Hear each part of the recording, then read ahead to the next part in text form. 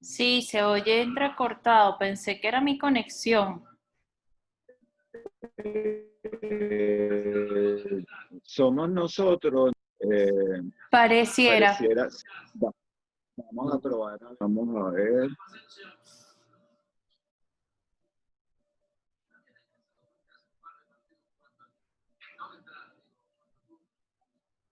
Oscar, porque tú creo que tienes un resumen, algo para refrescar un poco el enlace con la sesión anterior. Bueno, primero que nada, buenas tardes. Encantado de estar acá en esta tercera sesión de un tema en el que hay tanta tela que cortar, como es el tema del bullying, del acoso escolar. Sobre todo ahora en tiempos de cuarentena, de aislamiento físico, que van saliendo variantes del acoso escolar a través de las pantallas, el bullying a través de las pantallas. Si la primera sesión, si lo recuerdan bien, estuvimos trabajando sobre la definición de acoso escolar y hacíamos mucho énfasis que es violencia, una forma violenta, no es cosa de muchachos, no es que porque siempre ha existido, tenemos que asimilar que es parte del proceso de desarrollo evolutivo de los niños y los adolescentes que se metan con los demás. Todo eso, pretextos que se utilizan, lo legitiman y más bien lo refuerzan. Veíamos la diferencia que hay, sin embargo, en la primera sesión entre lo que es el acoso escolar o el bullying y las otras formas de violencia, por aquello de que todo es bullying, todo es acoso escolar, y no. Resulta ser que para que sea bullying o acoso escolar hablábamos que tiene que tener una característica, que tiene que ser repetido, que tiene que ser en grupo siempre, que tiene que tiene que tener una intención. Dice que se escucha bajito. No sé si es a todos. No, mira, yo Ahora acá se lo escucha escucho mejor. bastante bien. Perfecto. Okay. Entonces decíamos que para que sea acoso tiene que ser en grupo, tiene que ser con la intención de hacer daño, tiene que serse, el objetivo es precisamente ganar popularidad, reconocimiento. Entonces eso es lo que normalmente hace que se diferencie el acoso de otras formas de violencia que también son graves y que no podemos demeritar, pero no la podemos confundir con el acoso.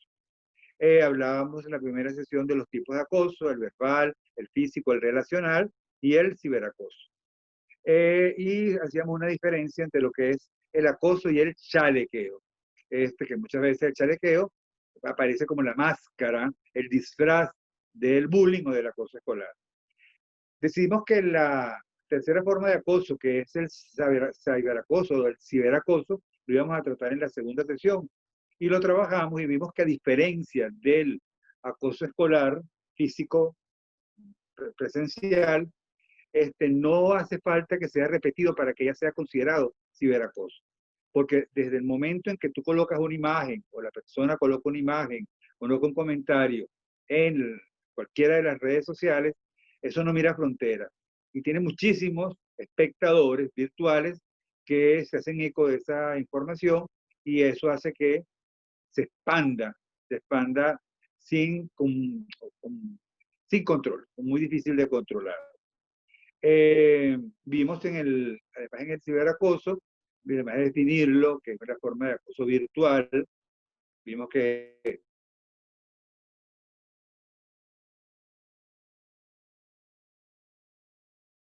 se coloque en la pantalla.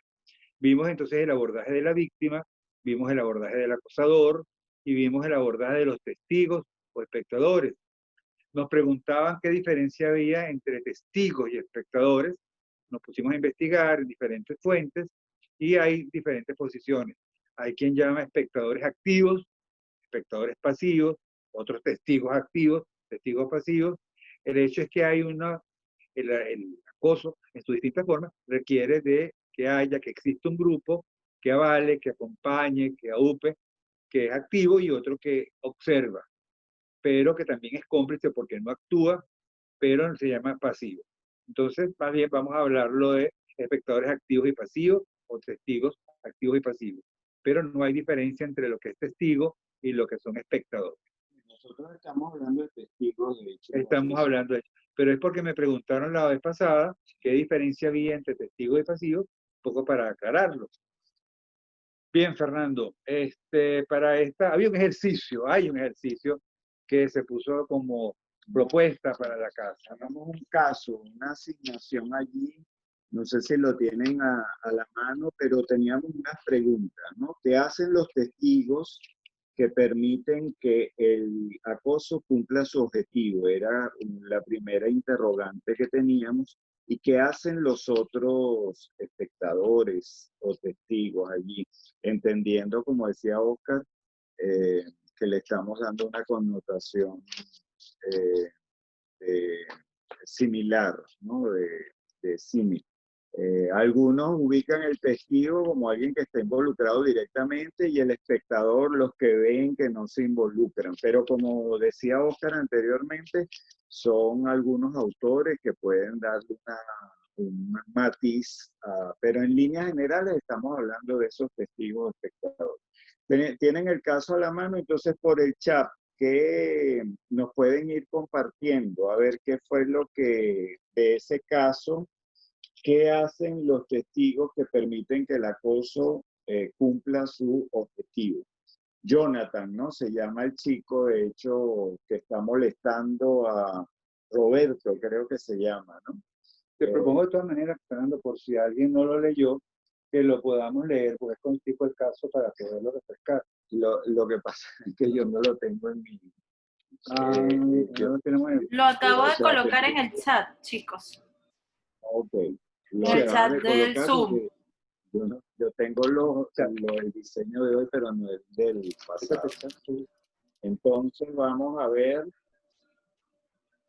los testigos burlarse. Ajá, muy bien. Liz nos comenta. No actúan y permiten que los demás agredan al niño, nos dice Indira. Se vuelven cómplices, dice Luzmar. Los testigos son partícipes, decía Thais. Aprueban y refuerzan la conducta del agresor, nos dice Musa.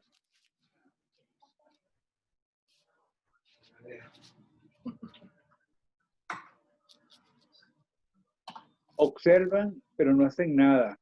Son cómplices y le dan fuerza a quien acosa. Apoyan al líder del grupo. Muchas veces por miedo a ser agredidos también. También tienen mucho miedo. Se convierten en cómplices de la agresión. En ocasiones aúpan al agresor. Sí. Alisa refuerza el liderazgo del agresor al no enfrentarlo, aunque no estén de acuerdo. Los testigos fomentan el chantaje. ¿Ok? Efectivamente, en los casos, allí vemos, ¿no? La situación que se le plantea a Roberto con el acoso que está sufriendo. Y de hecho lo dejamos, no lo abordamos la semana pasada, y decidimos poder abordarlo, iniciar esta semana justamente porque tienen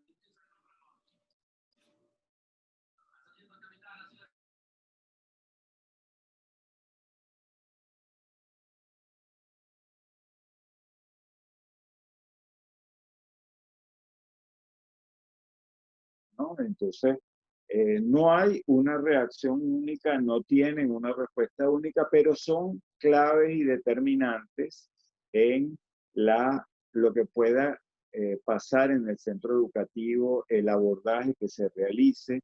De hecho, por ejemplo, programa de Finlandia, de repente han oído el programa Kiva, que es un programa finlandés que pues ha sido reseñado. Piensan que el acoso es solo en el caso, ¿no? Piensan que es solo el problema un chico, ¿no? Jonathan, que se mete con Roberto, sin embargo, es entender que hay un grupo que está involucrado. Decía que el programa Kiva de Finlandia, que ha sido pues evaluado o ya ha tenido resultados positivos según las evaluaciones que ha hecho una universidad que ha medido pues, la situación inicial y posteriormente ha hecho cortes longitudinales para ver de qué manera ahí Vanessa, de hecho, colocó en español, porque en España, por ejemplo, nosotros que estuvimos hace unos años visitando centros educativos de España, algunos ya en España hay algunos centros que aplican el Kiva, la adaptación de alguna manera que han hecho al español y en España. Entonces ahí tienen pues un instituto que está certificado, que de hecho tiene como una certificación, toda una cosa formal. Pero eso nos dice de un programa pues que ya ha tenido repercusión, incluso en algunos países de América Latina hay algunos centros educativos que lo aplican. Ahora, ¿qué lo ha hecho? Entre varias de las cosas, uno de los elementos medulares centrales que lo ha hecho exitoso es que hace mucho énfasis, Oscar, en los testigos. No se centra en la víctima, el chico que agrede, sino que hace un esfuerzo en el abordaje colectivo, porque entiende que si el grupo apoya el acoso se perpetúa, se refuerza, se mantiene. Y cuando el grupo tiene una posición de no reforzar, de no apoyar al agresor, al acosador, pues va disminuyendo, se va extinguiendo esa conducta. Entonces, de alguna manera, esa apuesta que han hecho los finlandeses y otros programas, le dan un vuelco a entender que ciertamente los testigos tienen un rol fundamental para que en un centro educativo se continúe perpetuando un ambiente, un clima tolerante al acoso o no. Sí, sobre todo por esa dinámica que se da en los testigos o entre los testigos, que es un poco como la situación de Fuente Ovejuna, que todos somos responsables, ninguno asume la responsabilidad, nosotros nos reímos, nosotros echamos bromas, nunca se habla en primera persona del plural, en el singular, sino siempre en plural. Entonces, no poder reconocer o ampararse detrás del grupo para, en plural, esconder lo que significa el impacto que se pueda tener personal, hace que requiera un tratamiento específico.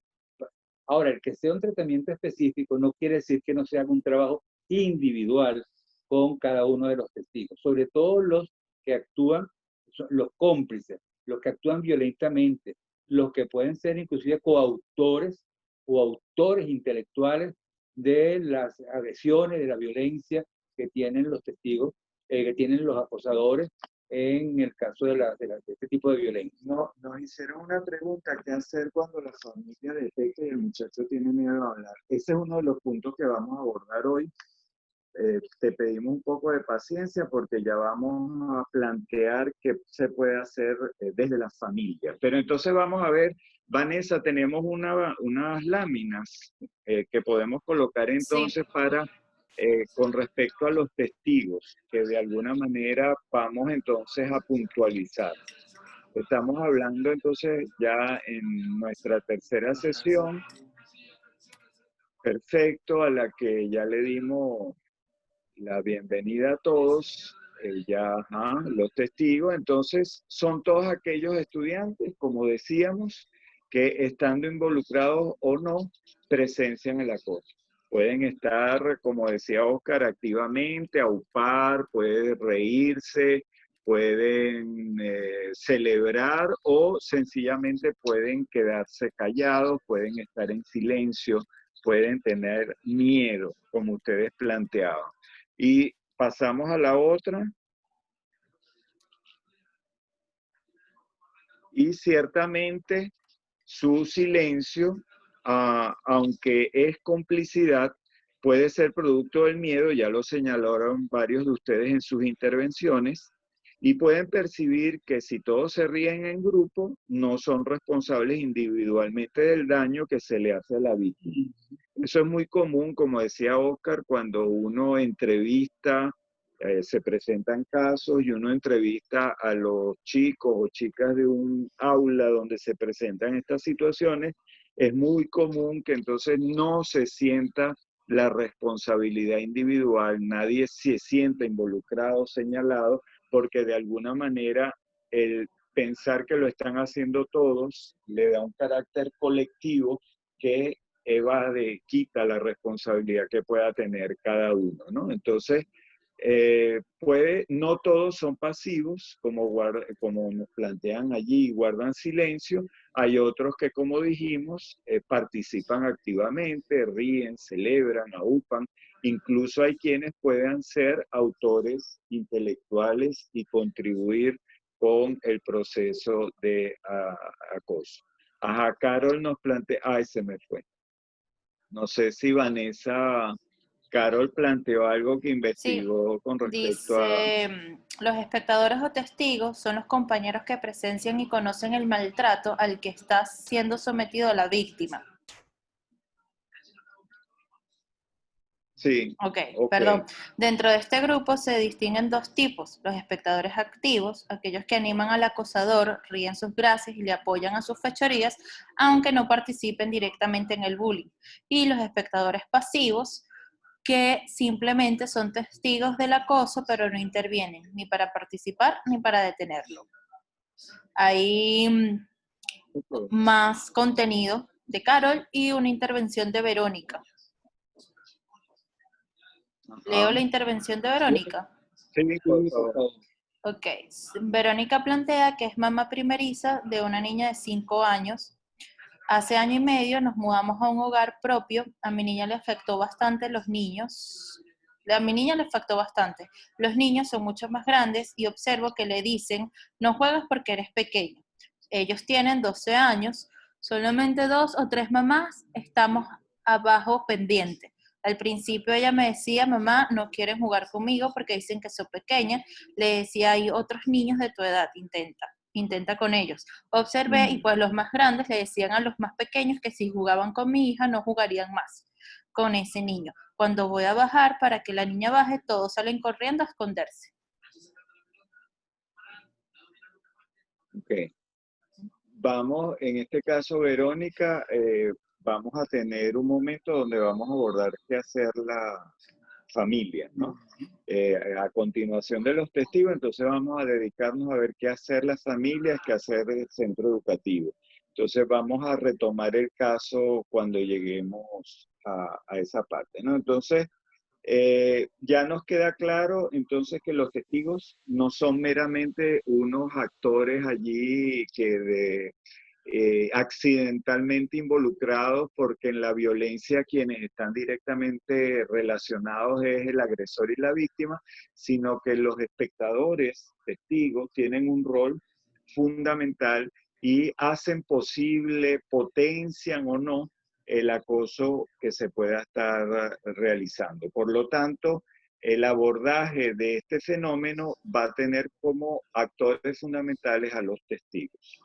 Fíjate que cuando uno trabaja con los testigos, precisamente en los centros educativos, uno primero comprueba algo que suele repetirse, que muchas veces en el centro educativo se centra la atención o se focaliza la atención en la víctima o el agresor, pero poco en los testigos, siendo clave y fundamental, como decía Fernando, el rol de ellos, porque sin testigos no hay acoso escolar, porque ellos son los que validan, los que legitiman, los que dan fuerza a lo que hace el que acosa o el que violenta al otro. Entonces el trabajo con los testigos requiere un trabajo individual y un trabajo grupal, sobre todo porque muchas veces detrás de un acosador puede haber un testigo con la influencia suficiente, con la creatividad suficiente como para dar ideas, como para proponer este, algún tipo de acción que puede ser muy violenta inclusive, pero queda enmascarado en el grupo de los testigos, y no se puede identificar. Eso, que cuando uno hace el trabajo es interesantísimo, porque cuando uno hace el trabajo con los estudiantes testigos, ellos te dicen: no, es que nosotros sabemos que está haciendo daño, pero nosotros no actuamos. Y no actuamos porque nos da miedo de rayarnos, porque no queremos que si actuamos, nos van a decir que somos unos chismosos, soplones. Ahora, siempre hacemos énfasis en ver cuál es la diferencia que hay entre un chisme y un reporte, y se lo vamos a preguntar a ustedes. Cuando uno habla, ¿qué diferencia habría entre un chisme y un reporte? Cuando se trata de un chisme o cuando se trata de un reporte, en el caso de que haya una acción para podérselo explicar a ellos y ellos entender la diferencia que hay entre chisme y reporte. Vamos a ver qué nos comenta. Desde la experiencia de ustedes como familia, desde la experiencia de ustedes como educadores, cómo pudiéramos nosotros diferenciar cuando una situación, porque los maestros, vamos a ver, un chisme es para ocasionar daño y el reporte sirve para solventar el problema, nos dice Daniela. Muy bien, muy bien. El chisme, muy rápido, y la intención es la intención es la diferencia. Muy bien. Vamos a ver, Vanessa, si me ayudas porque está pasando muy rápido las diferencias Por entre supuesto. chisme. Okay. Muy bien.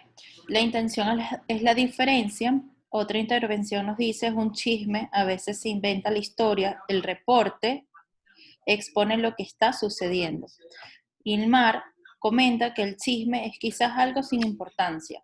Marjorie, que el reporte es algo que presenciaste. Patricia dice que no siempre el chisme es cierto. Magli, para mí un chisme es algo que no tiene base y reporte es una situación que es real. El chisme afecta y el reporte busca el respeto y la defensa. Gillian, el chisme es algo que sucedió, pero se le agrega comentario. Reporte es poner fin a una situación. Bueno, hay muchísimos. El chisme cuando no hay evidencia de que es verdad. El reporte sí hay evidencia. Ok. Fíjate, estamos claros, tenemos claro la diferencia del chisme y la diferencia del reporte. Chisme es un comentario que se hace sobre alguien. Tenemos la lámina del chisme, creo que tenemos. Podemos correr la siguiente. Ok, voy con la siguiente. El que hace un reporte se siente partícipe de la situación. Ahí tenemos entonces chisme. Bueno, fíjate, chisme es un comentario que se hace sobre alguien con la finalidad de difundir una información que puede dañar su dignidad y su imagen. Su finalidad es destructiva, descalificadora y humillante. Fíjate palabras clave. Es que es un comentario con la finalidad de difundir información que puede dañar, palabra clave. Tanto su identidad como su imagen es destructivo, descalificador y humillante. Muy bien, ese es el chisme. Y en el caso del reporte, Vanessa, la otra lámina. Ajá. El reporte es la información que se da para apoyar a alguien que está en problemas. Su finalidad es constructiva. Voy a contarles una anécdota que me pasó, simpática pero muy reveladora. Cuando uno trabaja con los estudiantes, uno le pregunta diferencia entre chisme y reporte. Y uno en un sexto grado, un estudiante de sexto grado, nos comentó, dijo, bueno, yo te lo voy a poner con un ejemplo práctico. Si tú vives en tu cuadra y hay una señora y de repente tu mamá comenta, miren esa señora se operó las lolas, y antes no era así, y ahora eso es para conquistarse el chamo ese con el que anda. ¿Quién sabe en qué andará que se está haciendo todos esos cambios? Se pintó ese pelo de amarillo. Eso es un chisme, dice él. Un reporte sería si en esa casa de repente hay una persona que sale, ¿verdad? Y de repente tiene un hematoma, un morado, digo morado, en el ojo, y de repente, entonces yo llamo a un lugar para donde se hace denuncia, decimos, hay una vecina que está siendo agredida, que está siendo maltratada por su pareja, y la intención entonces es que puedan socorrerla para protegerla. Yo le dije, ajá, esas dos historias, la de la señora de las lolas y la de la señora que fue agredida, hay claramente cuál es la intención de la información, si es descalificar o si es apoyar o proteger. Mira, con los estudiantes hay que darle la posibilidad para que partan de ejemplos, de situaciones que permiten, que posibiliten que ellos puedan identificar, darle contenido a través de las historias a lo que son los conceptos que se están utilizando. Sí, muy importante, Oscar, lo que también encontramos con mucha frecuencia, que es cómo a veces en los propios centros educativos instauramos de alguna manera una cultura de instaurar de alguna manera un mito en torno al chisme. Cuando el niño pequeño va a la maestra y le dice que le están haciendo algo, y hay maestras que de repente dicen que no les gusta niños chismosos, que no me gusta que me metan chisme, que uno tiene que resolver las cosas por uno mismo, que respete que la maestra tiene tiempo libre que se debe, que es de ella, que es sagrado. Entonces, nos encontramos que a veces ahí viene como una cultura de secreto de alguna manera que se instaura, donde decir lo que está sucediendo está mal y es un chisme, ¿no? Y entonces tenemos que estar muy pendientes para trabajarlo, como decíamos anteriormente, porque vamos entonces a que los muchachos después no nos van a comentar nada, nunca van a querer decirnos nada, porque de alguna manera nosotros mismos satanizamos la idea de poder hacer un reporte, ¿no? Entonces, tenemos que ahí ponernos de acuerdo, igual en la casa, ¿no? Para cuando ocurre algo entre hermanos, nos vienen a comentar, entonces si de alguna manera desvalorizamos al que nos está diciendo, al que está reportando, igual le decimos que nos chocan los niños chismosos, soplones, pues no nos extraña que después en la adolescencia o cuando tienen 10, 11 años, nunca nos van a comentar nada y pues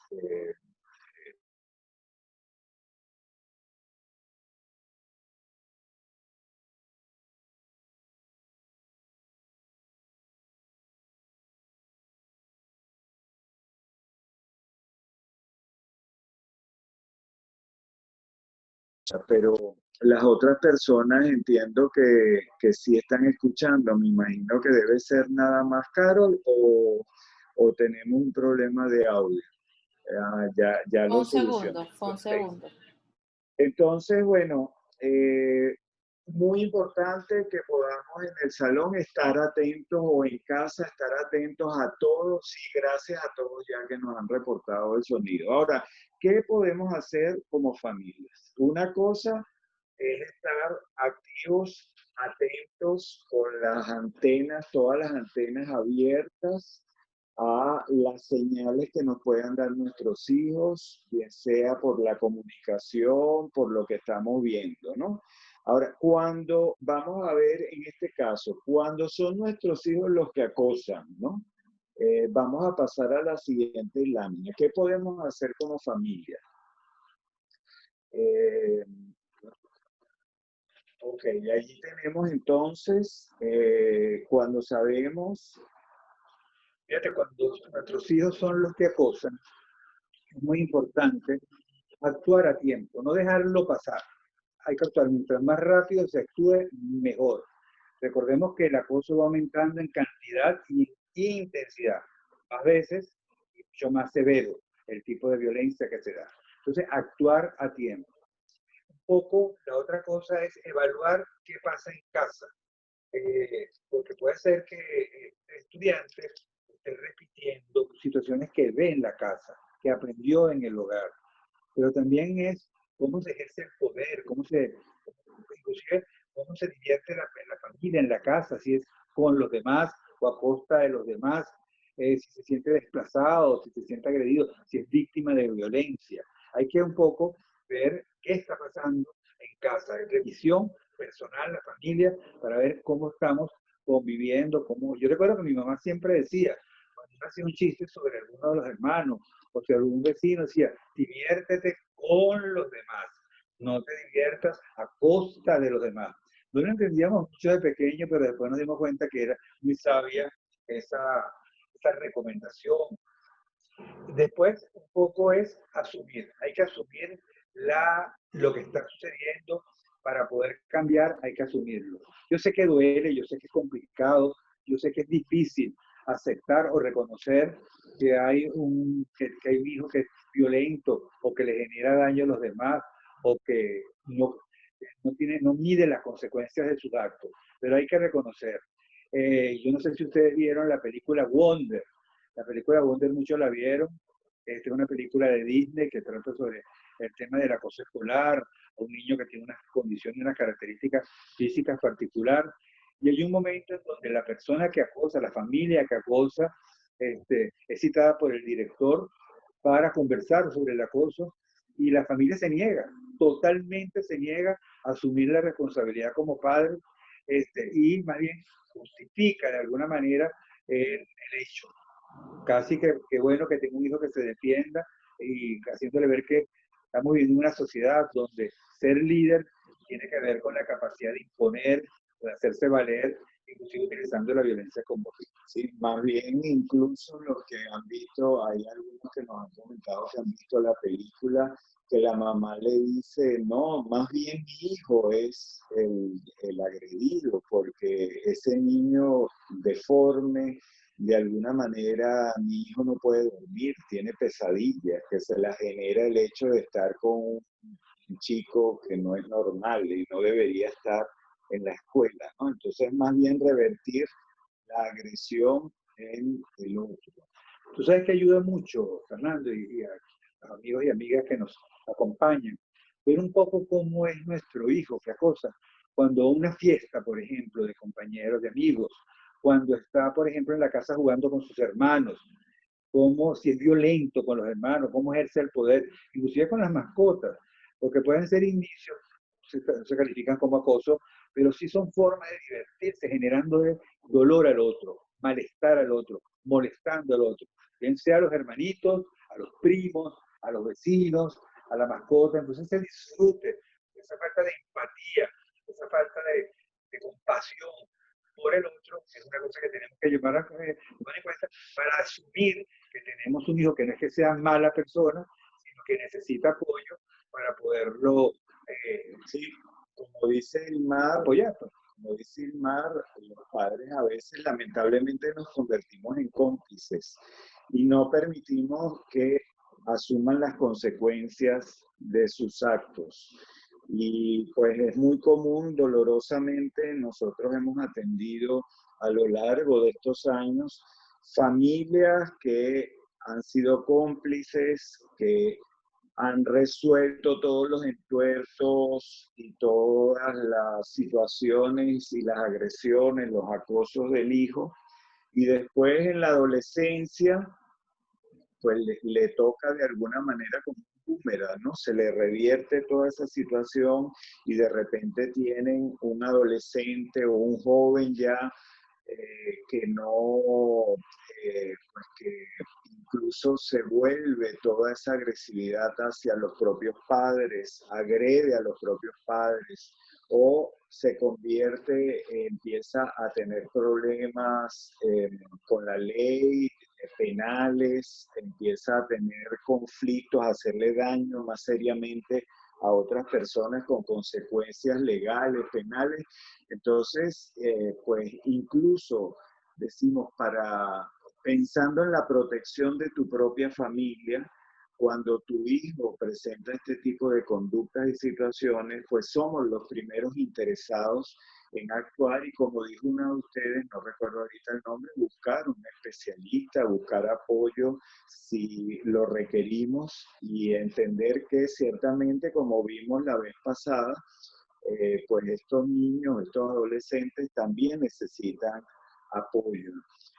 No es solamente rechazarlos por lo que están haciendo, entender que rechazamos las acciones que puedan estar realizando, pero que no los rechazamos a ellos como personas que ciertamente nos están pidiendo auxilio de una manera desesperada a veces. Quiero compartir algunas ideas que a veces me preocupan mucho cuando visitamos a los centros, porque hay una situación de acoso escolar con un estudiante de sexto grado y cuando tú estás conversando con los docentes, dicen, ese muchacho así es que está en el tercer grado, otro es que está en segundo grado, imagínate, está en sexto grado.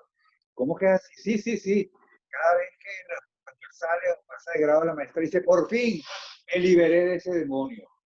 Entonces va quedando, ¿cómo es posible que durante 3, 4, 5, 6 años, a veces durante toda la primaria, inclusive el bachillerato, pueda mantenerse un estudiante que acosa? Porque entonces quienes salen del colegio son las víctimas.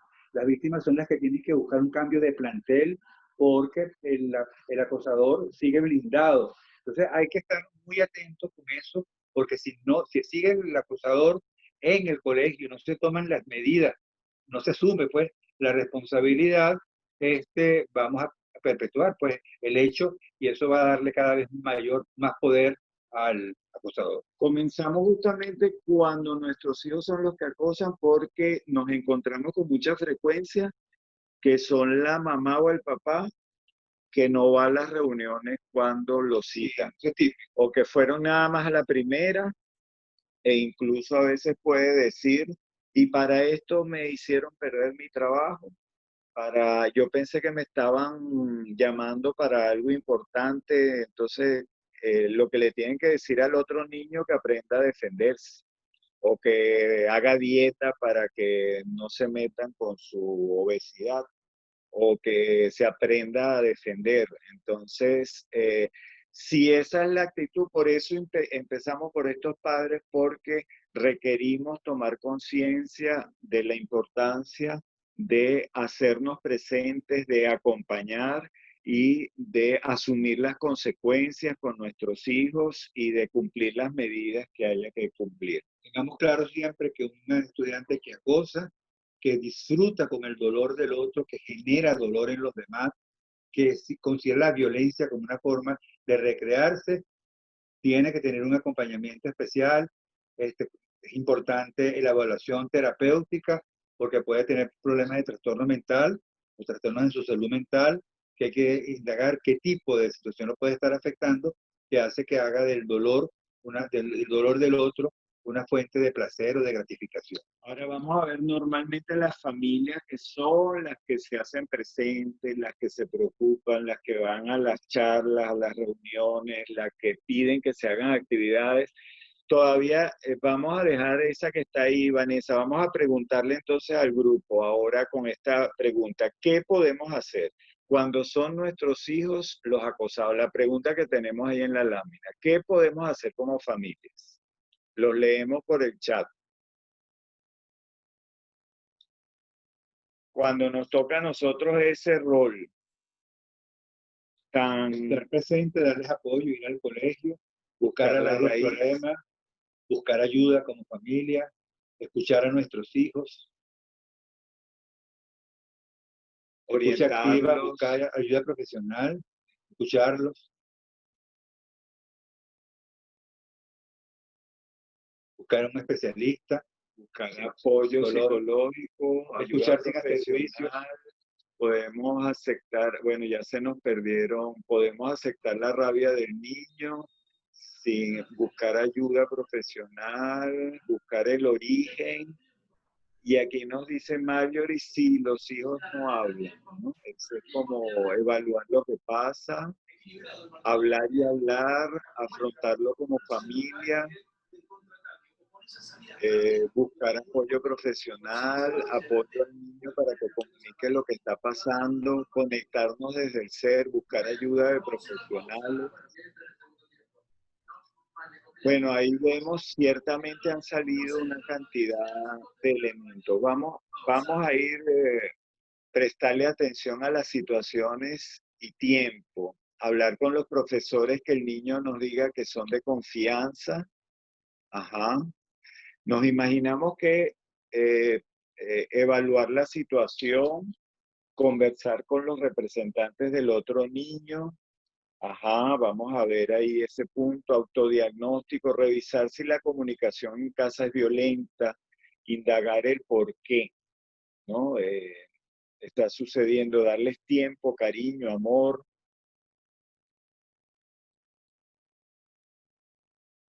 Ok, muy bien. Ahora fíjense ustedes. El niño cuando es víctima de acoso, generalmente no habla porque siente miedo de la reacción que pueda tener papá o mamá siente vergüenza de sí mismo por ser como es, por no saberse defender. Siente culpa, siente culpa. Entonces ese sentimiento lo inhabilita a hablar. Me siento mal conmigo mismo porque no actúo, porque soy miedoso, porque soy cobarde, lo que le escucha a uno de los niños. ¿Quién me manda haber sido así, tener este cabello, tener esta forma de ser? Entonces hay un juicio que hace una autovaloración que hace muy negativa y siente miedo porque cuando va a hablar con el papá, puede ser que el papá o la mamá, a veces decimos el papá, pero hemos dado cuenta que también pasa con la mamá, le dice, usted va y se defiende. Porque si usted no le mete el golpe, quien se lo va a meter soy yo cuando usted llegue. No sea pendejo. Entonces el niño siente que para poder actuar, tiene que utilizar la violencia y los padres te dicen, y les echan cuento a los hijos. Le dicen, mira, a mí me dejaron de fregar cuando yo era pequeño porque yo le puse un parado. Yo fui, le metí su golpe y me defendí. Entonces, el que pueda tener la recomendación de utilizar la violencia como miedo, como medio, hace que el niño o la niña o el adolescente acosado no se comunique. Además, puede pasar también que la persona decida, bueno, mire, yo voy a ir a hablar con la mamá o yo voy a hablar con ese muchacho. Dime cuál es el nombre que tiene, porque yo le voy a poner un parado. Entonces la mamá sale de la defensa, excluye a la víctima de su propio camino hacia la autodefensa, que no tiene que ser física, pero puede ser acudiendo a los canales regulares para poder actuar. Entonces, es muy importante que el niño se sienta escuchado. Si lo parafraseamos mejor lo que nos dice, porque a veces nuestros hijos, nuestros estudiantes no se sienten escuchados, los oímos pero no los escuchamos, no es una escucha activa, entonces es importante que ellos sientan que están siendo acompañados en ese proceso. Vamos a ver, vamos a ir comentando algunas situaciones que han planteado, pero en términos generales, entonces igualmente tenemos que actuar. Hay que actuar, no se Y puede actuar cuanto antes. Ahora tenemos que pensar, como decían, y conversar con nuestro hijo, con nuestra hija, de forma tal que las actuaciones que hagamos no vayan a ponerlo o exponerlo más o ponerlo en evidencia o que él, como decía Oscar, más nunca se atreva a contarnos nada por la desproporción de nuestra reacción o porque va a ser peor el remedio que la enfermedad. Debemos reforzar su autonomía. Oscar hablaba de no hacerlo sentir un inútil. Es decir, eso te pasa a ti por ser como eres. Tú eres pobrecito, pobrecita. Yo crié un hijo, una hija, entonces de alguna manera que me avergüenza, que mira cómo me salió, que es incapaz de poder resolver y le transmitimos una sensación de minusvalía. Pero hay que tener cuidado porque yo puedo utilizar esas expresiones que tú dices, pero también revictimizarlo más. Es que tú eres tan débil, es que tú eres tan pequeñito, eres tan delgadito, eres tan sensible, eres tan frágil, que más bien lo que refuerzo es su incapacidad de poder actuar porque se siento devaluado en mi forma de autopercibir.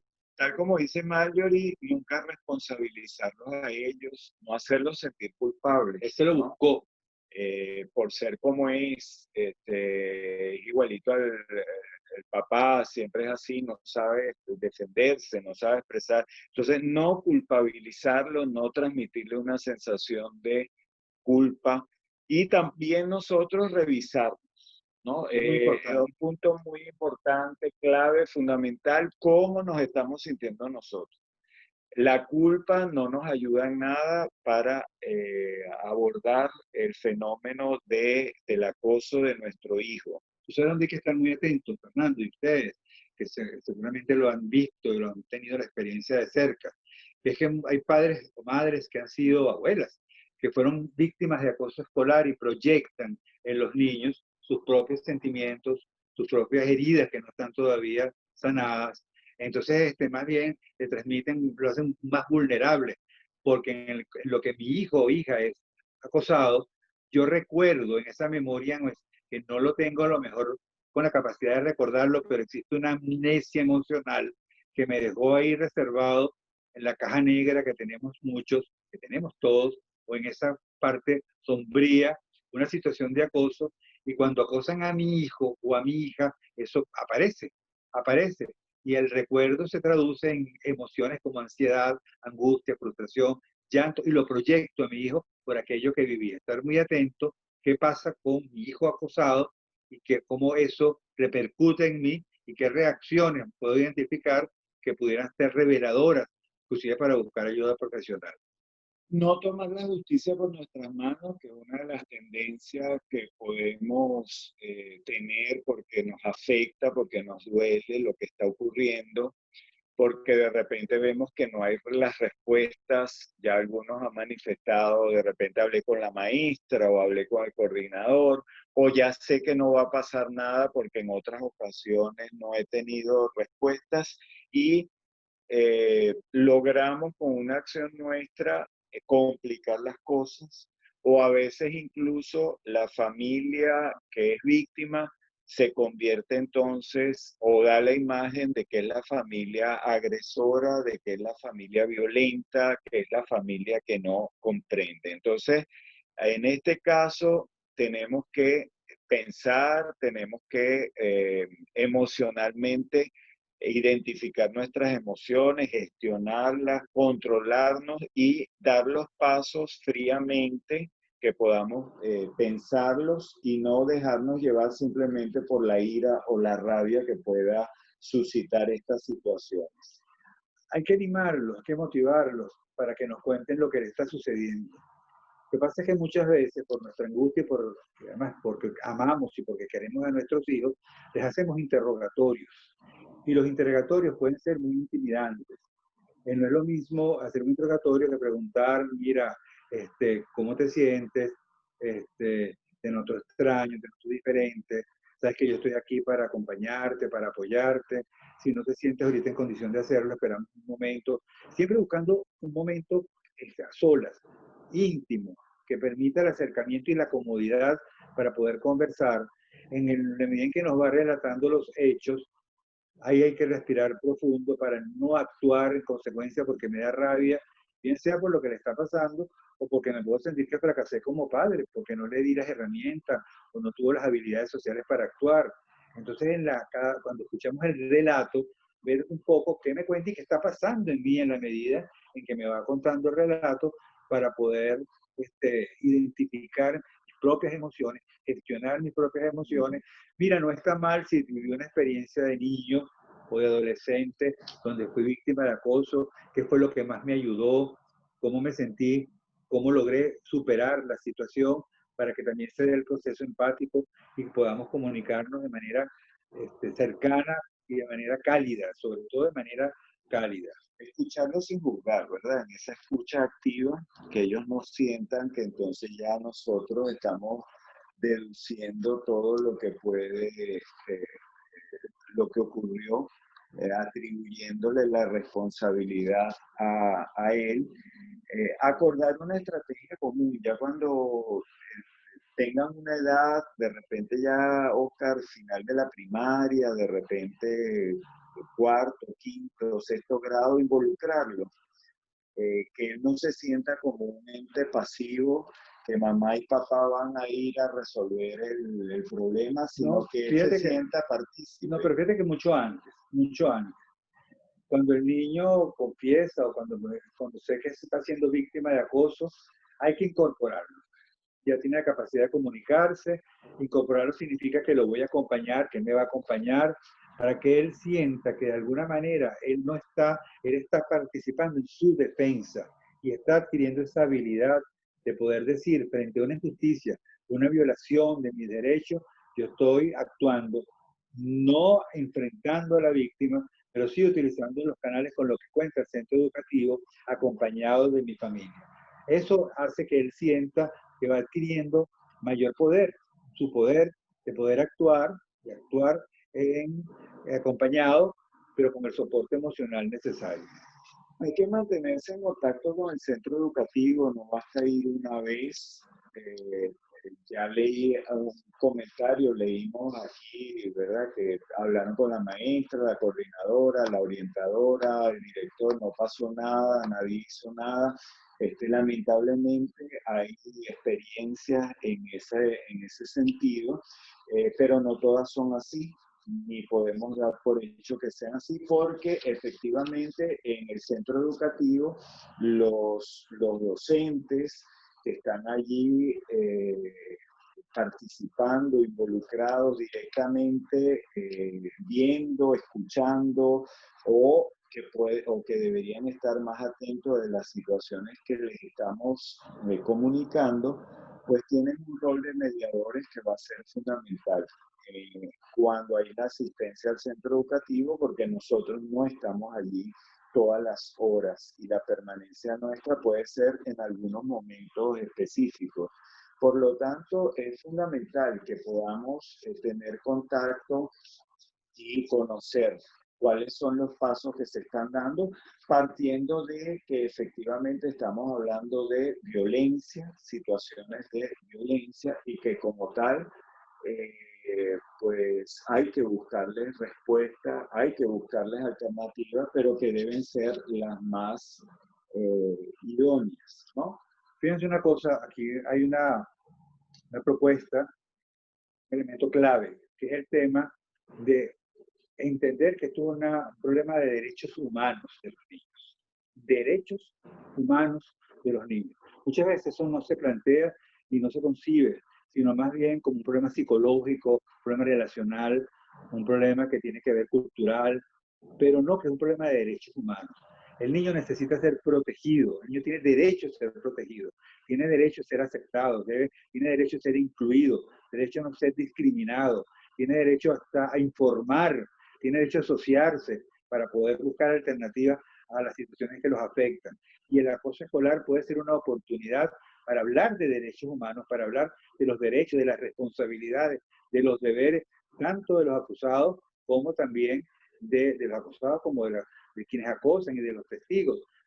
Hay una cosa que se suele hacer, y qué bueno que me acordé, Fernando, porque te lo cuentan en los colegios, no sé si ustedes han vivido la experiencia, que es decir, vamos a sentarlos a todos, víctimas, victimarios, testigos, todos en un salón, y vamos un poco a encarar, a enfrentar al acosador, o para apoyar a la víctima.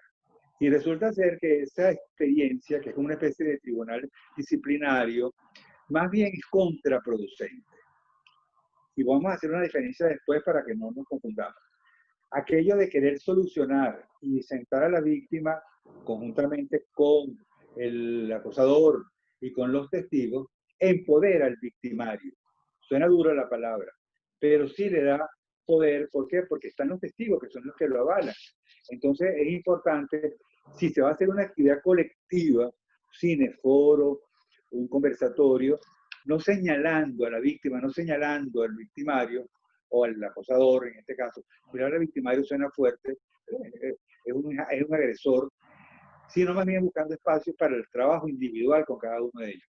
Eso no quita que se puedan hacer actividades formativas en conjunto para poder generar análisis o reflexión. Sí, vamos a ver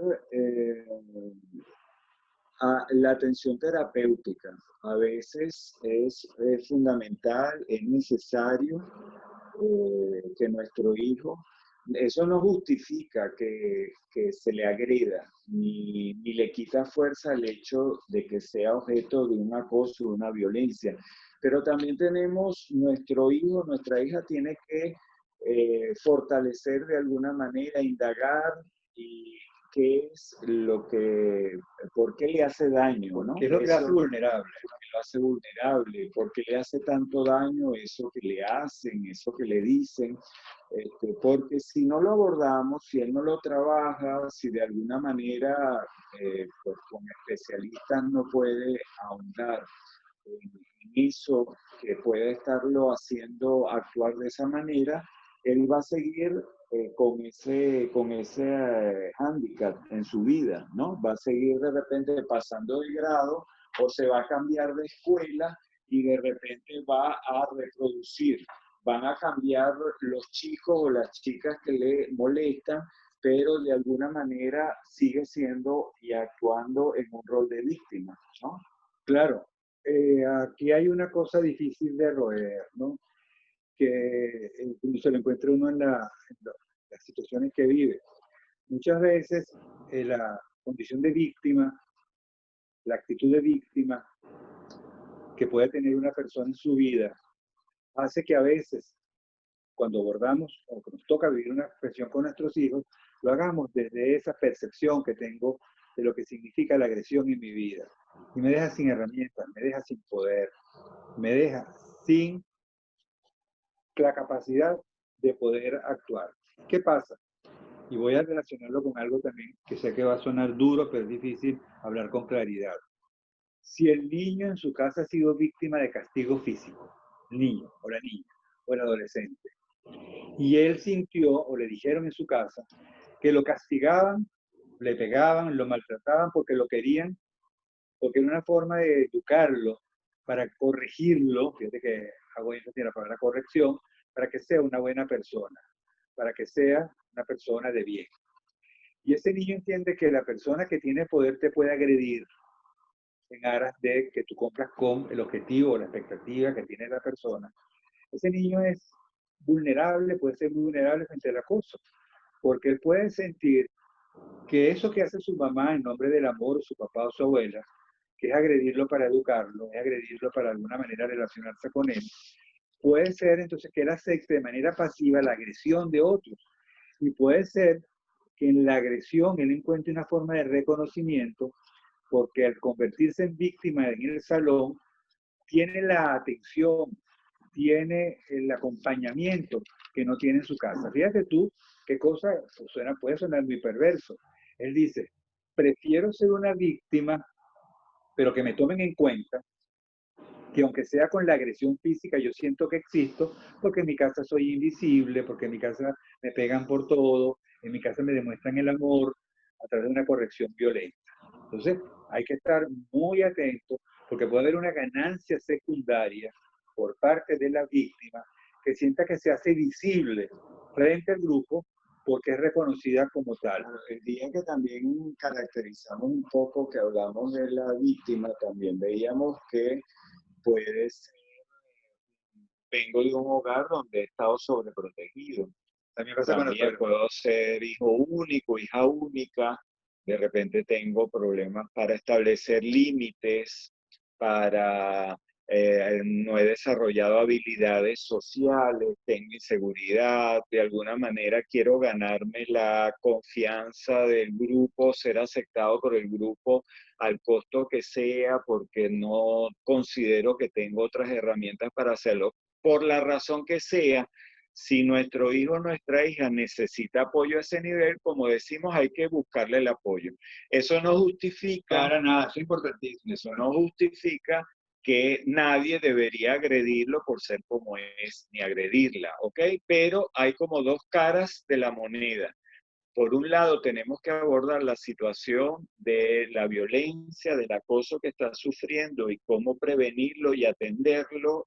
Y por el otro lado, fortalecer a nuestro hijo o hija que necesita el apoyo y de alguna manera fortalecer su sistema inmune, inmune socialmente para no ser víctima de acoso y de agresiones. Pasamos entonces a la otra lámina para ubicarnos entonces en la escuela. Ya hablamos entonces la familia, pero entonces el centro educativo. ¿Qué pueden hacer los centros educativos? Vamos a ver, Vanessa, entonces, porque el tiempo se nos ha avanzado. Vamos a consultar. Vamos a ver qué ir chequeando, porque de hecho nosotros les vamos a compartir un material del libro Acoso Escolar que hacer nuestro. Mañana les vamos a enviar como un desarrollo de actividades, vamos a darle pues un repertorio de mayor de actividades a quienes no tienen el libro y no los conocen. Pero vamos a ver entonces, para la escuela. ¿Qué podemos hacer como centro educativo? Mucho. El rol del centro educativo, primero que nada, trabajar en equipo con las familias. Esto es clave, fundamental.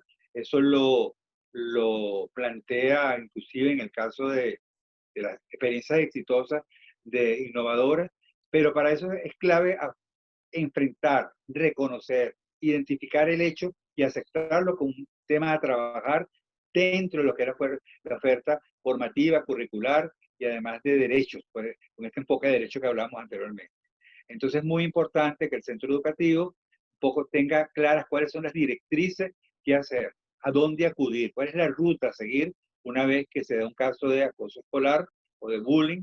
Hay que actuar, hay que buscar las medidas necesarias para poder no solamente actuar en el momento que esté derecho, sino también para prevenir. Y aquí hay una palabra clave que es la participación de las familias. Esta participación de las familias la vamos a ver bajo diferentes dimensiones. Una, para formarlas y poder actuar en el momento adecuado. Estamos hablando de las familias, estamos hablando de los docentes, estamos hablando de los estudiantes. Aquí las estrategias de formación para prevenir y actuar deben ser creativas, deben ser cercanas, deben ser no solamente transmitir información a través de charlas, única exclusivamente, a través de charlas, discursos, retórica, tienen que ser cercanas para ver un poco de qué manera los estudiantes viven la situación, cómo conciben el problema que los está afectando como centro y qué alternativas pueden dar para solucionar los problemas que se presenten. Entonces la formación es clave. La participación de la familia y los estudiantes se puede generar o se puede propiciar de distintas formas. Y una cosa que funcionó ahora con el tema de la virtualidad o de la educación a distancia, hay que buscar formas de cómo hacerlo, porque podrían ser buzones virtuales. Tener un buzón, por ejemplo, donde se puedan recopilar los reportes sobre situaciones que puedan estar pasando en la escuela, donde el acoso o el bullying esté presente y poderlo revisar, poco para poder ser anónimos sobre los reportes, para ver un poco qué está pasando y medir un poco lo que está pasando. Es importante los encuentros de familia o en familia. Nosotros lo llamamos encuentros en familia para hablar sobre la situación, no solamente para diagnosticar, sino también para proponer, buscar alternativas.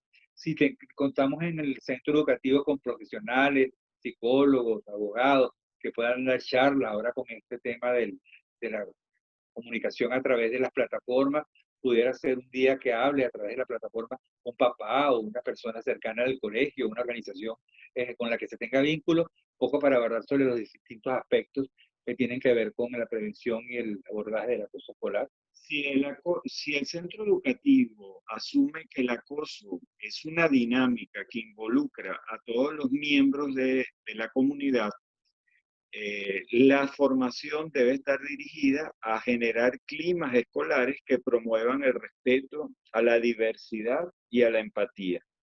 El acoso no es un problema entre dos, es un problema que afecta a todo el grupo. Si esa idea se internaliza en el centro, vamos a tener las posibilidades de entender que formar en el acoso no es nada más dar una charla cuando se presenta un problema en un curso de forma reactiva, sino que es desde los primeros años ir generando climas de encuentro, de convivencia, de resolución de conflictos, de entender que somos diferentes, que la diferencia no es una amenaza, el trabajo colaborativo, el fomentar el respeto, el abordar las situaciones que se pueden ir presentando en el día a día, son las que van formando justamente un clima que permite la prevención y la atención. Nosotros les reiteramos que les vamos a enviar un material para lo que tiene que ver con el centro educativo, donde desarrollamos más estas ideas y actividades más concretas, ¿no?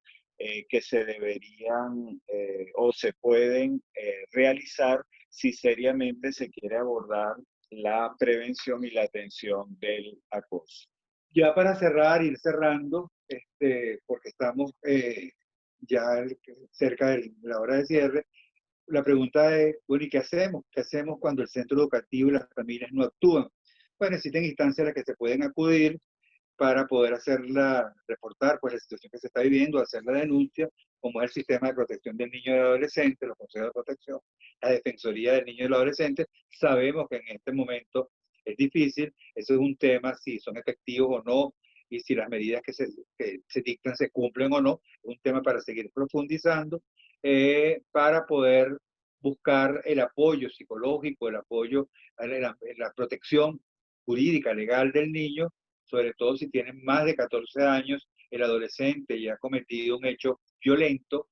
Hay estadísticas que hablan que si estas situaciones no se abordan a tiempo, cuando llegan a los 20, 25 años, pueden engrosar las filas de los delincuentes por no haber actuado en el momento en que se actuó y inclusive participar en bandas delictivas. Suena fuerte, pero es así.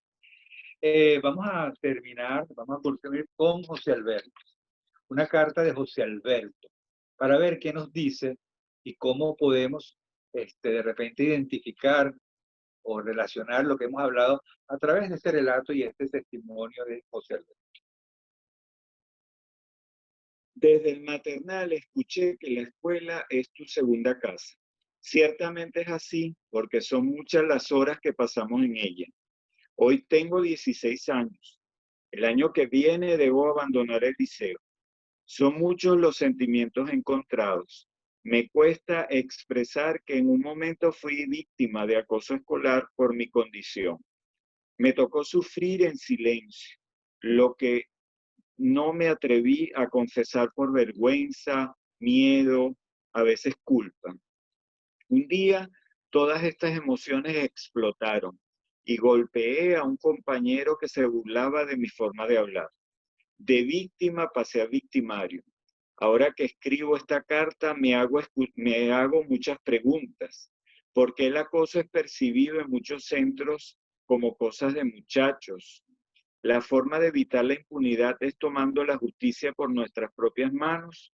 ¿Es la escuela un espacio para ser feliz o debemos soportar las injusticias por omisión, complicidad?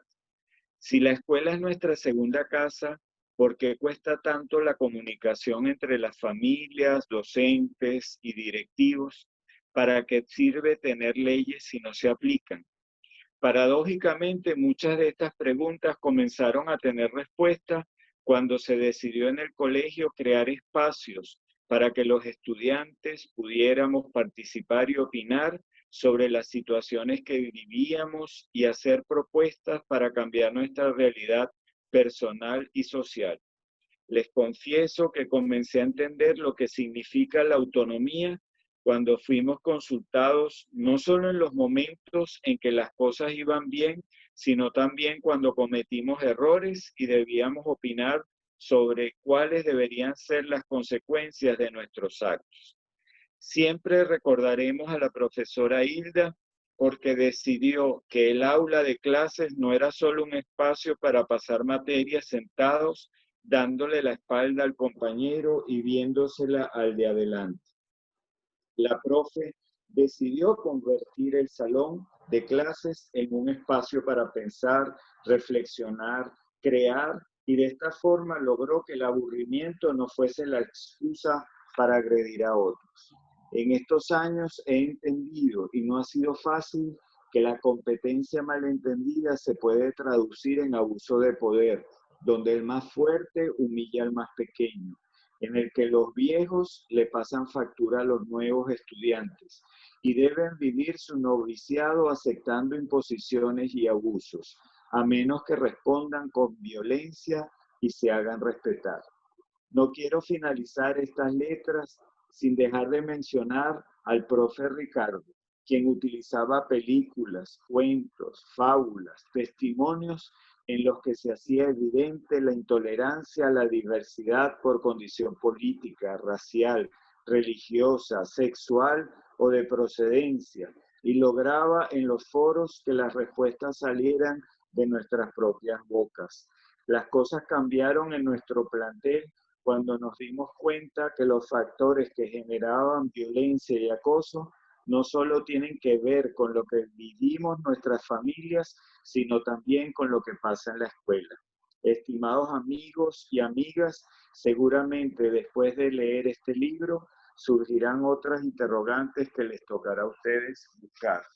Pues con esta carta, queridísimos amigos, amigas, colegas, cerramos en nuestro libro y queríamos también cerrar también, hacer un cierre de esta experiencia que hemos vivido durante estos martes, porque ojalá que podamos tener muchos José Albertos en nuestras escuelas, en nuestros liceos, que puedan relatar cómo un hecho violento que afectó su vida, que lo pudo haber llenado de frustración, no los paralizó, sino una reacción de parte de sus maestros, de parte de la profesora Hilda, de parte del profesor Ricardo. ¿Cuántos profesores, Ricardo? ¿Cuántas profesoras Hilda no estarán sentados frente a la pantalla en este momento y poder tener la esperanza y el sueño que después de terminar este ciclo y otros que podamos hacer o que ustedes han hecho a través de su proceso permanente de formación, podamos ver que se convierte en un momento educable, una situación gris, oscura, pero que consiguió una luz, dejó de ser una cueva para convertirse en un túnel con una luz al final que nos permita buscar salida desde la participación, desde la formación, desde el espacio de encuentro para poder cambiar, transformar realidades que pueden ser muy perversas y que se pueden convertir con la participación de todos en aprendizaje. No podemos esperar que ocurra un caso lamentable para comenzar a actuar. Y si ocurre el caso lamentable, como pasó con la vida de Jesús Alberto, ver un poco cómo eso nos activa, cómo eso hace que reaccionemos y podamos implementar programas, planes, estrategias para poder convivir sin violencia y poder hacer ejercicio de la ciudadanía. Bien, Vanessa, bueno, están llorando, nosotros también. Esa es una forma, ¿no?, de mostrar empatía y va a ser un elemento fundamental para el trabajo de prevención y de atención de este fenómeno que requiere, como dijeron algunos de ustedes, la educación emocional, la educación para la solidaridad, para el afecto y para entender que podemos crecer juntos y nunca hiriendo, pisándole la cabeza a otros o valiéndonos del dolor y el sufrimiento de quienes nos rodean. Vanessa les propuso tener una hoja, tienen una hojita, un marcador, un bolígrafo, donde podamos, entonces le ponemos un reto, que es una palabra que me inspire, que me motive para seguir adelante a raíz de lo que hemos podido compartir en esta experiencia. De estos 3 martes. Podemos anotar en esa hoja, pues pedazo cartel, pedazo de papel, lo que tengan a la mano. Y muchísimas gracias por los comentarios, muy estimulantes. De verdad que agradecemos de corazón el hecho de que podamos resonar en estos espacios que nos regala esta situación tan atípica, ¿no? Tan más sabemos del esfuerzo, hemos leído pues que el internet las ha sacado, algunos han tenido que salir 1, 2, 3 veces y pues, estamos perfectamente conscientes de las dificultades existentes. Varios nos han dicho que queremos que estos espacios se repitan. Les aseguramos que sí. No les vamos a adelantar nada, pero los martes vamos a tener otra propuesta que le vamos a hacer para seguir profundizando, encontrándonos y que en medio de todo esto pueda florecer lo mejor de nosotros. Vanessa, ¿estás escuchando? Sí, aquí estoy.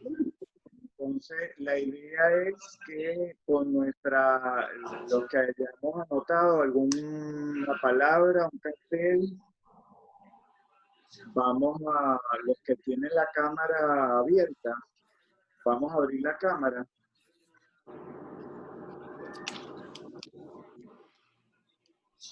¿Sería esa la forma? Sí, así. Ajá, entonces vamos a entonces apertura mental, ya están copiando en el chat. Una sola, no, en la hoja, porfa, como estamos en el video. Ajá, vamos a abrir. ¿Quiénes ven? ¿Ya hay alguna que tenga la...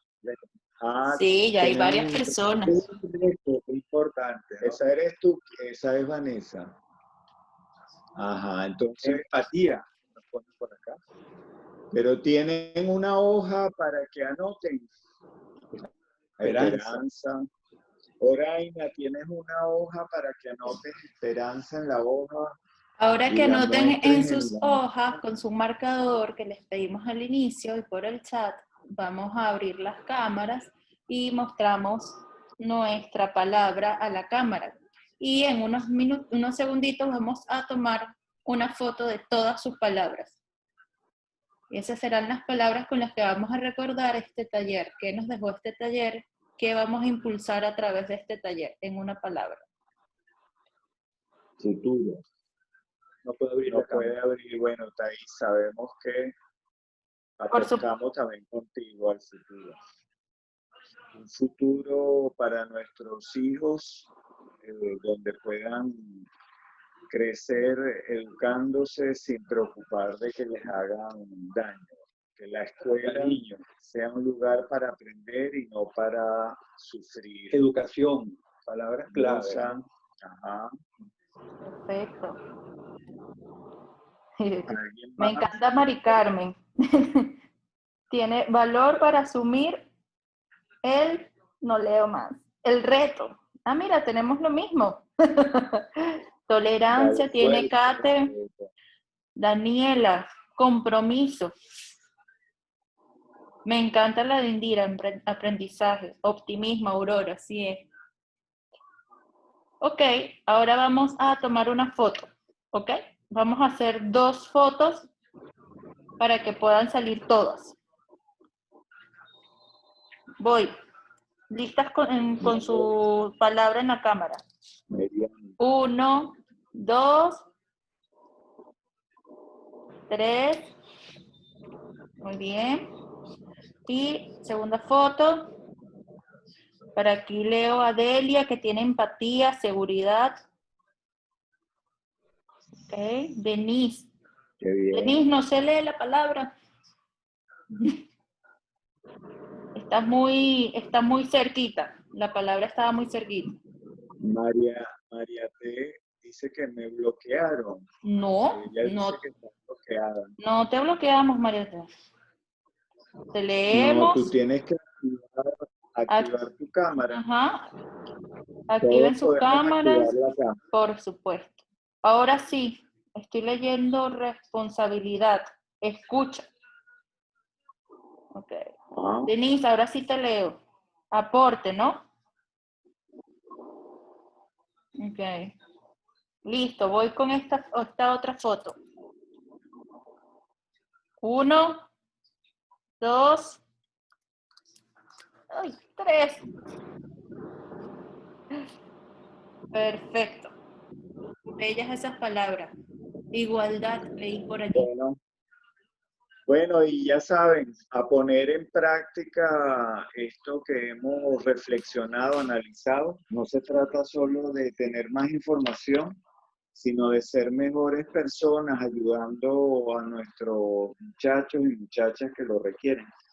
Ya saben, Jesús Alberto, las palabras de Jesús Alberto, que las llevemos en nuestro corazón, sobre todo como una posibilidad de esperanza, de abrir caminos para que podamos en situaciones adversas, difíciles, poder abrir espacio de participación.